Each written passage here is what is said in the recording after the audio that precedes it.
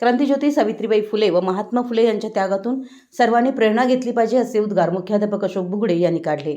ते दूधगंगा विद्यालय धरणग्रस्त वसाहत कागलमध्ये आयोजित क्रांतिज्योती सावित्रीबाई फुले जयंतीनिमित्त आयोजित केलेल्या बालिका दिन कार्यक्रम प्रसंगी बोलत होते।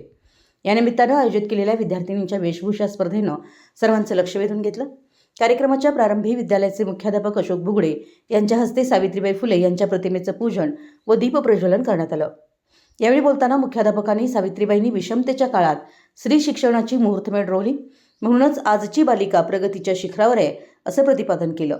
महात्मा फुले व सावित्रीबाई फुले यांचं सामाजिक व शैक्षणिक कार्य हे दीपस्तंभासारखं असून समाजाला नवी दिशा मिळाली आहे। या सोहळ्याचं मुख्य आकर्षण म्हणजे वेशभूषा स्पर्धा होती। विद्यालयातील विद्यार्थिनींनी सावित्रीबाई फुले, जिजाऊ माँसाहेब, झाशीची राणी आणि अहिल्याबाई होळकर यांची वेशभूषा करून जिवंत इतिहास उभा केला। मी सावित्री बोलते या संकल्पनेतून आर्या पाटील व श्रद्धा शिंदे यांनी भाषणं सादर केली। यानंतर शिक्षक मनोगतामध्ये नेहा कुलकर्णी व अनिसा तांबोळी यांनी सावित्रीबाईंच्या संघर्षाची माहिती देऊन विद्यार्थिनींना उच्च ध्येय गाठण्यासाठी प्रोत्साहित केलं।